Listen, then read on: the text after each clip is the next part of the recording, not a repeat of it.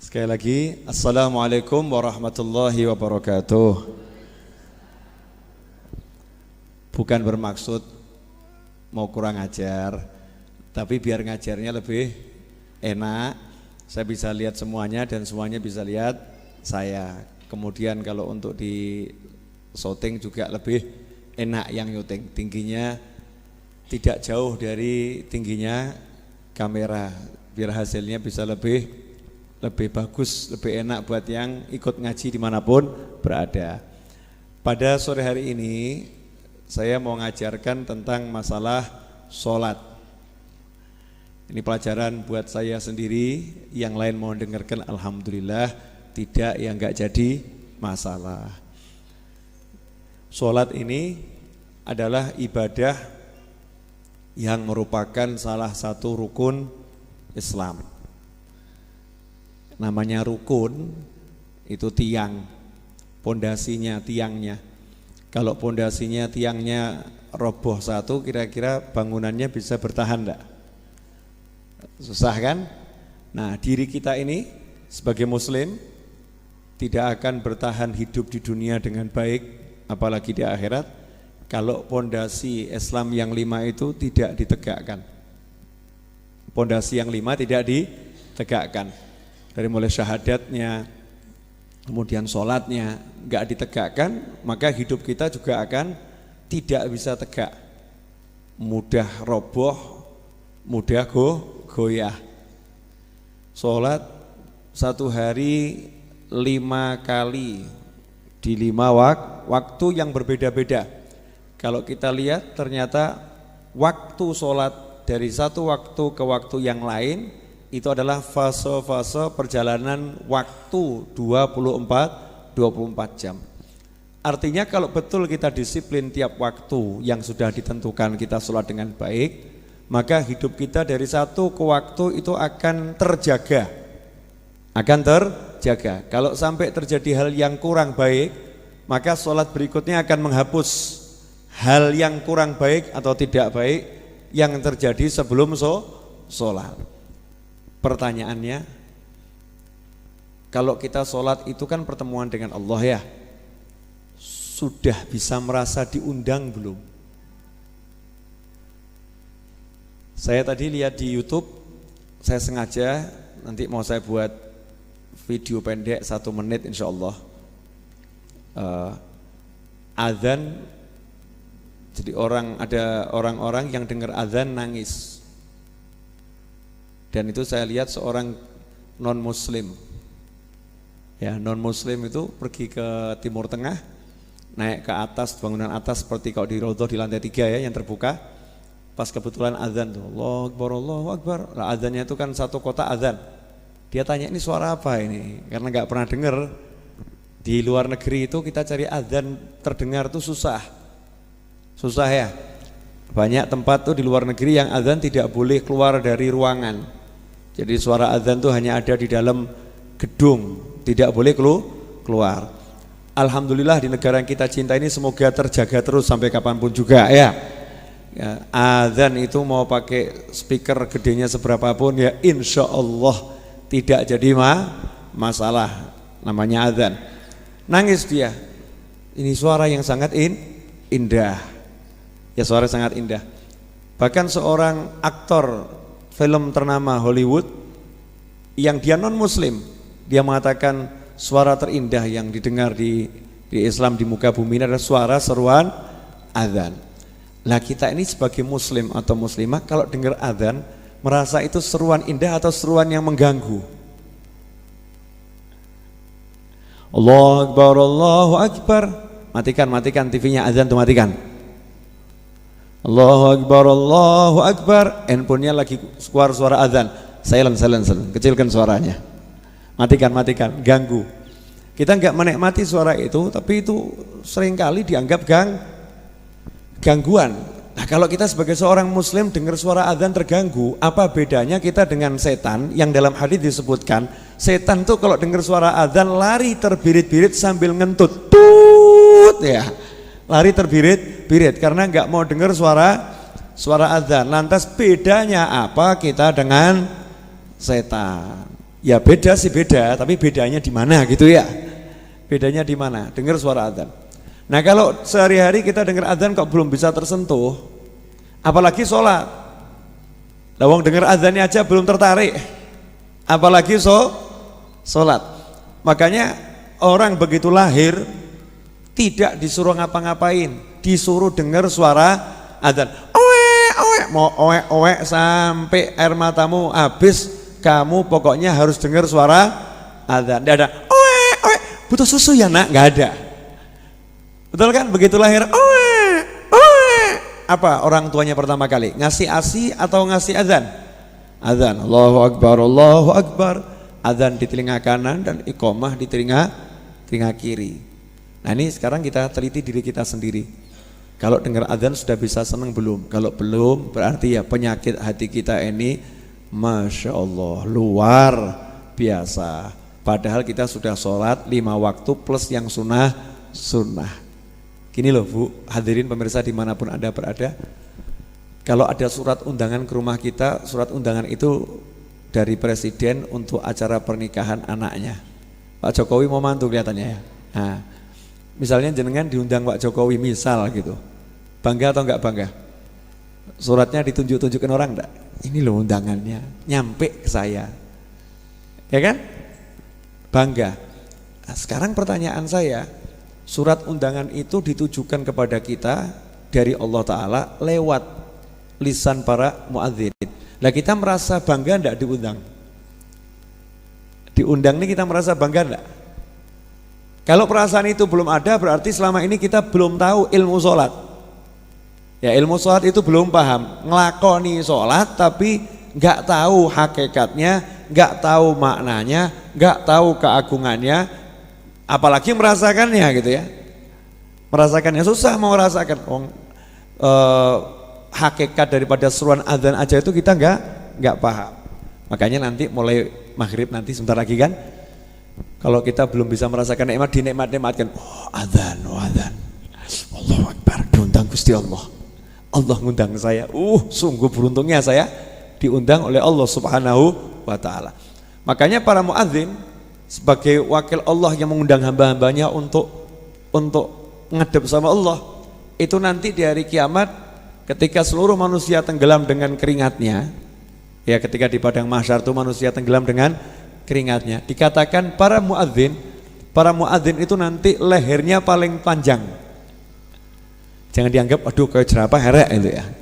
Seperti jerapah elek, bukan bentuknya jadi seperti jerapah. Kiasan, para muadzin lehernya akan panjang, artinya para muadzin tidak akan tenggelam. Para muadzin tidak akan tenggelam. Sehingga sampai timbul beda pendapat di kalangan ulama, mana yang lebih utama, muadzin atau imam? Yang adzan atau yang jadi imam? Ada mengatakan tetap imam yang paling utama, tapi ada mengatakan muadzin yang paling utama. Kenapa? Karena imam itu ngimami, yang diimami alias makmum datang gara-gara diundang sama muadzin. Jadi yang ngundang pahalanya lebih banyak. Jelas ibu-ibu? Ya. Nomor 1 biar waktunya pendek tapi barokah ya. Saya nggak akan jelaskan cara sholat. Kalau cara sholat insya Allah semua sudah paham dan caranya macem-macem sesuai dengan madhab masing-masing. Yang madhabnya Syafi'i begini, Maliki begini. Nah, yang nggak punya madhab terserah dengan nggak punya madhabnya. Ya nggak punya madhab terserah dengan nggak punya madhabnya. Tapi kalau kita mayoritas umat Islam di Indonesia adalah Syafi'i. Ya memang banyak yang bermadhab Syafi'i ini kadang ya nggak mudeng juga. Ya kadang nggak mudeng. Nah adzan ini, kalau adzan subuh itu kalau di madhab Syafi'i dan di Indonesia tempo dulu kita masih sering mendengar as-salatu khairum minan naum. Ya, sekarang mulai hilang itu. Adzan subuh mulai banyak yang nggak pakai as-salatu khairum minan naum. Padahal kalau jenengan pergi ke Mekah, ke Madinah, setiap masjid subuh adzannya pakai as-salatu khairum minan naum. Ya, salat itu lebih baik daripada tidur. Nah, kemudian setelah dengar persiapan kita apa? Saya diundang Allah Subhanahu wa Ta'ala. Harus paham, tidak ada yang lebih penting daripada memenuhi undangan tersebut. Tidak ada yang lebih penting daripada memenuhi undangan tersebut. Berarti saya harus meninggalkan segala sesuatu yang bisa ditinggalkan, untuk segera memenuhi undangan tersebut. Ya. Nah kalau dokter lagi bedah, jangan maaf ya lagi adzan mati pasiennya. Sholat di awal waktu pasiennya mati. Atau ada lagi tamu, ada urusan penting, saya mau sholat di awal waktu ya, nanti dulu nih, terima tamu ya, ditunda beberapa saat sholatnya, itu juga bagian daripada ibadah. Yang penting tidak sampai masuk waktu-waktu yang makruh atau keluar daripada waktunya. Kemudian dandan toh ya, mengerti yang undang siapa, yang undang Allah Ta'ala, mau mendatangi undangannya Allah. Khudhu zinatakum 'inda kulli masjid. Katanya Allah Ta'ala dalam Al-Quran, pakailah yang terbaik dari pakaian kalian setiap kali kalian sholat. Inda kulli masjid artinya setiap kali kalian sholat. Nah karena kita sholat ngadep Allah Ta'ala, ya kita cari pakaian kita yang terbaik. Kalau hati kita sudah seperti itu, insya Allah sebelum sholat udah seneng. Insya Allah belum sholat udah seneng, udah dandan, udah rapi, udah wangi, udah seger. Mau ngapain? Ngadep Allah. Senang, khusuk gak usah dibahas. Artinya senang dulu. Makanya Nabi SAW mengatakan, arihna biha ya Bilal, kama qala SAW. Wahai Bilal, jadikan kami bisa istirahat dengan sholat. Roha, jadikan hati kami lapang senang dengan sholat. Jadi Kanjeng Nabi SAW kalau mau sholat, itu belum sholat udah senang. Dengan sholat jadi tambah senang luar biasa. Berarti sholat itu solusi untuk menghapus sumpek apapun jenis sumpeknya, menghapus kesedihan apapun jenis kesedihannya, menghapus jenis capek apapun capeknya, lelahnya, susahnya. Rahasianya adalah sholat. Ada yang protes, Bib, saya udah sholat tambah kesel, Bib. Udah sholat tambah capek, apalagi kalau imamnya rodok gaya gitu, Bib. Yang dibaca panjang-panjang, capeknya luar biasa. Ya soalnya hatimu nggak ikut sholat, tadi belum senang. Dari awal itu belum senang. Saya lihat Masya Allah di YouTube itu ada bapak-bapak tua umurnya kalau nggak salah hampir 100 tahun, tunanetra. Dari rumahnya ke masjid tuh nggak ada yang nuntun. Jadi dia itu beli talinya itu diikatkan di masjid sampai ke rumahnya, ngelewer di jalan. Jadi dia kalau keluar dari rumahnya dia pegang tali tadi untuk nuntun dia ke masjid. Jadi dia jalan sambil megangi talinya nih, terus gitu. Paham ya? Tapi tidak dibentangkan ganggu orang, tidak ditaruh ngelewer, terlentang di jalanan gitu. Kemudian dia jalan sama megang tadi.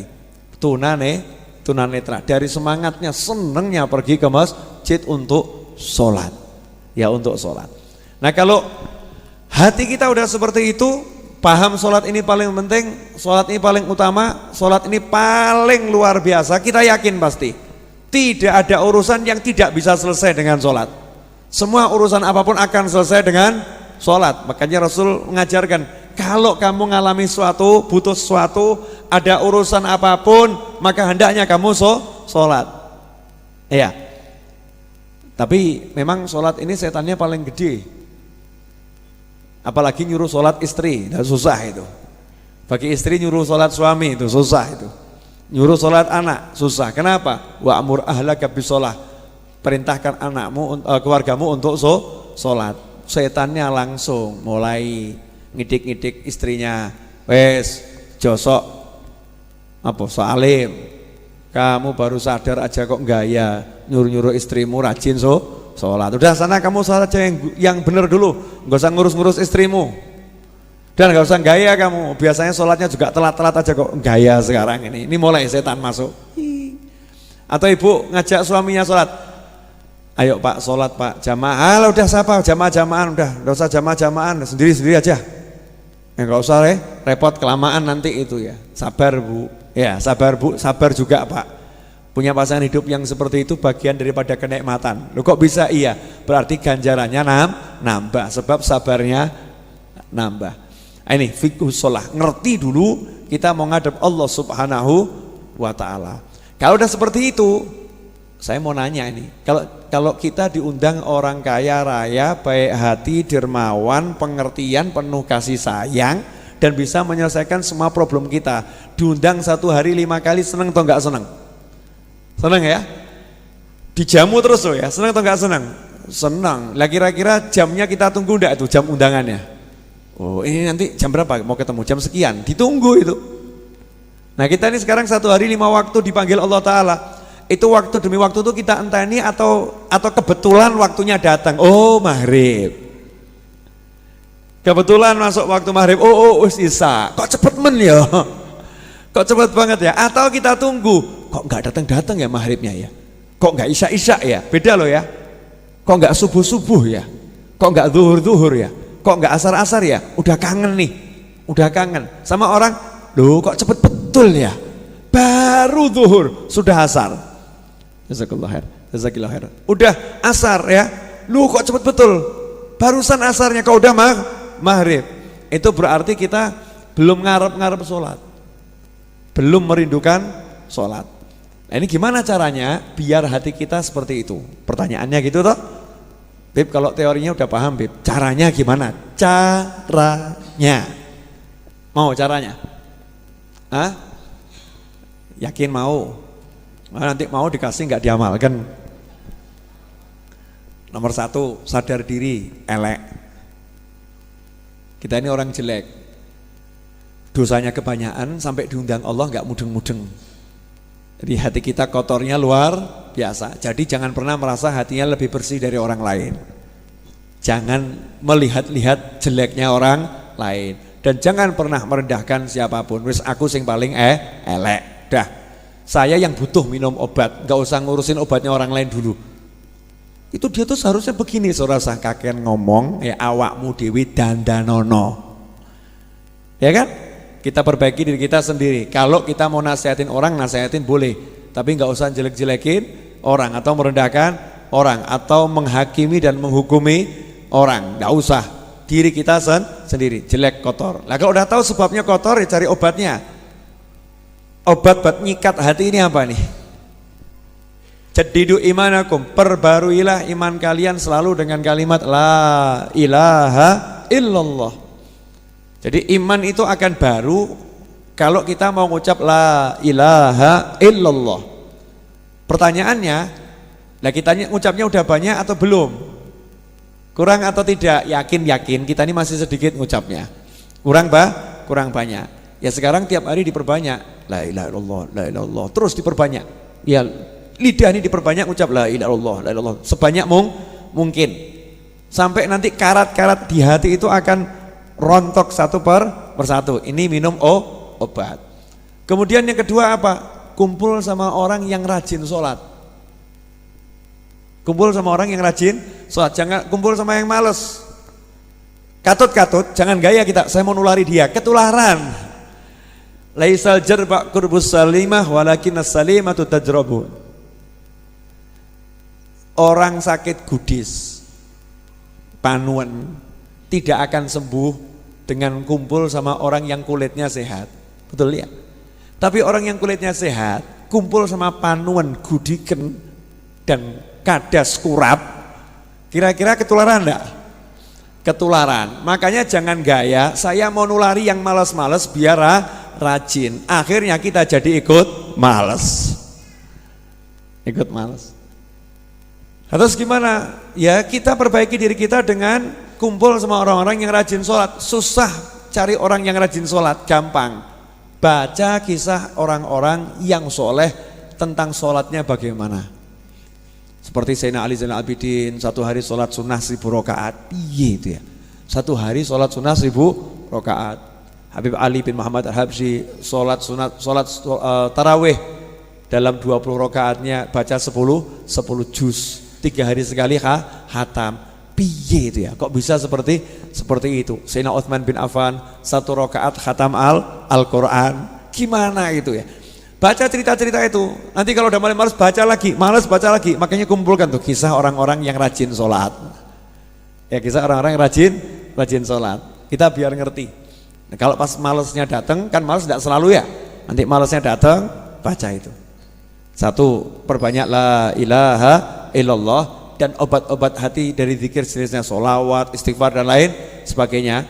Itu obat yang harus ditelan tiap hari, karena dosa kita banyaknya luar biasa. Yang kedua, kumpul sama orang yang rajin sholat. Ya. Yang ketiga, cari partner, cari teman. Gini Bu, siapa di sini yang diet? Ada enggak?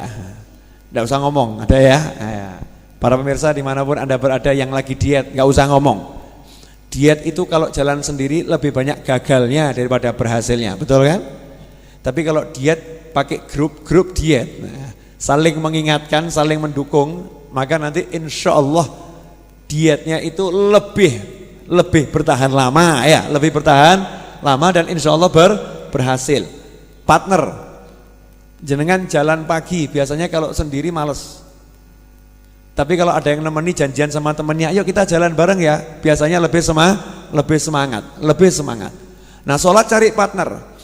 Yuk kita berdua, bertiga, berempat nih saling mengingatkan urusan sholat ya. Kalau mau sholat ajak-ajak ya, ayo sholat yuk, udah sholat belum? Ayo saya tunggu, yuk kamu jamaah, ayo ini bareng-bareng gitu. Nanti kalau bareng-bareng seperti itu, maka setan malesnya mudah dikalahkan. Karena setan itu kalau berhadapan dengan sekelompok muslim bersatu, maka setannya kalah, muslimnya yang menang. Yadullah alal jamaah, pertolongan Allah berada dalam persatuan, perkumpulan dan kebersamaan. Berarti tinggal sekarang kita cari. Ibu kan punya mantu misalnya, punya anak ya, punya suami, punya pembantu, ya tinggal dimanfaatkan. Pokoknya nanti sholat berjamaah. Saya mau sholat di masjid Bu, pulang dari masjid jamaah sama saya. Kan sudah sholat, gak jadi masalah. Siapa yang larang? Gak ada yang larang. Bagus, itu namanya sodaqoh. Pokoknya jamaah lagi, dan jamaah lagi. Ya, jamaah lagi, dan jamaah terus. Sampai nanti kita itu kalau ninggalkan sholat jamaah gelo. Nah itu udah dapat tuh rasanya itu. Walaupun baru sekedar gelo, waduh kok gak jamaah ya. Belum sampai rasanya sholat, baru rasa ninggalkan jamaah, kok nggak jamaah, rasanya kotor. Wah, sholat saya sendiri sepertinya nggak sholat saya nih. Sholat izin ki kayaknya kok ora sholat. Kalau nggak jamaah itu buat saya rasanya belum sholat. Kalau udah begitu, maka naik ini makom sholat kita.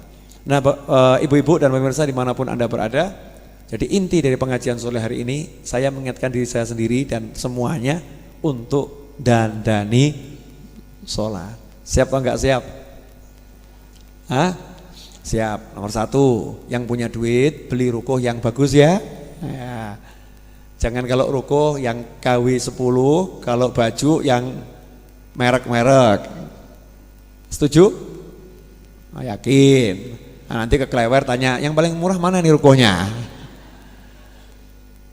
Ruko yang bagus bahannya, pantes dipakai, dilihat juga enak.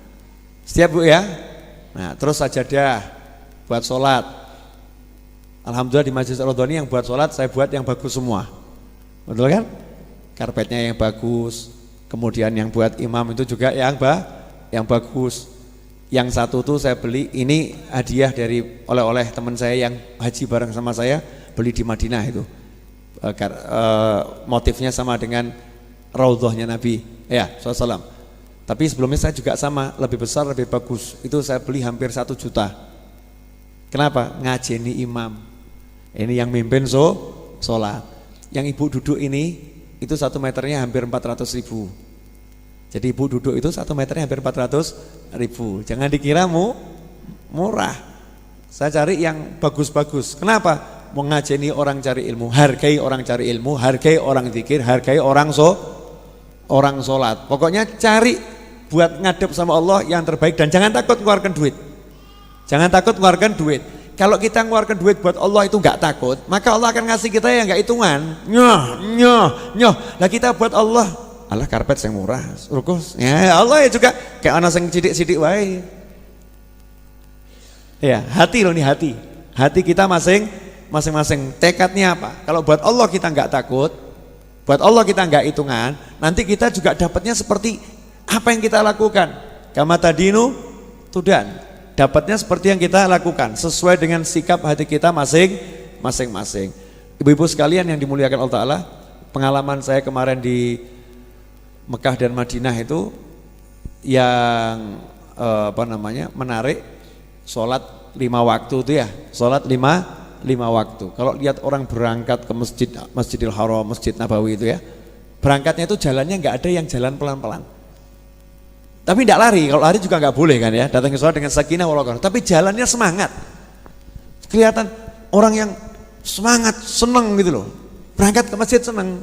Kalau orang kepeksokan rada keseret-seret gitu ya. Ini sama wajah itu wajah senang semua. Berangkatnya dengan senang hati. Nah ini yang minimal, yuk kita berusaha merubah diri kita. Ini ntar lagi kan adzan maghrib nih.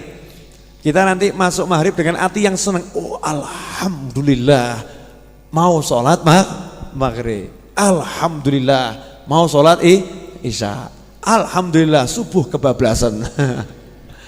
Maghrib isya beres, subuh bablas, ya udah, sudah 2-nya bagus. Besok subuhnya berikutnya didandani. Jangan putus asa. Oh namanya setan itu macam-macam kok ya. Setan macam, jangan putus asa. Kalau mau memperbaiki hidup, awali dengan memperbaiki sholat. Ya, perbaiki hidupmu dengan memperbaiki sholatmu, memperbaiki sholat pasangan hidupmu, memperbaiki sholat anak keturunanmu, memperbaiki sholat orang-orang yang engkau bertanggung jawab, karyawanmu, ya kan, pembantu rumah tanggamu, perbaiki sholatnya. Kalau rumah itu sholatnya dijaga, sholatnya betul-betul ditegakkan, maka rumah itu akan betul-betul mendapatkan barokah yang luar biasa. Insya Allah ini dulu yang bisa saya sampaikan. 5:15 menit, Rabu depan insya Allah bisa tepat jam 5 selesai. Ini kan baru mulai ya, nanti mulainya tadi sudah mulainya lebih awal, berakhirnya yang belum awal ya, jam setengah saya harapkan nanti jam setengah 4 bisa mulai, kemudian jam 4:15 ngajinya udah selesai, jadi nggak usah nunggu orang, walaupun 1 orang dimulai, makanya gurunya harus datang lebih awal, asarnya di Raudhah nanti gurunya. Kemudian jam 4 jam 4:15 selesai, 4:15 saya ngajar sampai jam 5. Nanti insya Allah bisa dapatnya warak dan pulangnya lebih awal. Terima kasih, semoga barokah manfaat. Mohon maaf. Wassalamualaikum warahmatullahi wabarakatuh. A'udzu billahi minasyaitonir rajim. Bismillahirrahmanirrahim. والعصر إن الإنسان لفي خسر إلا الذين آمنوا وعملوا الصالحات وتواصوا بالحق وتواصوا بالصبر صدق الله العظيم.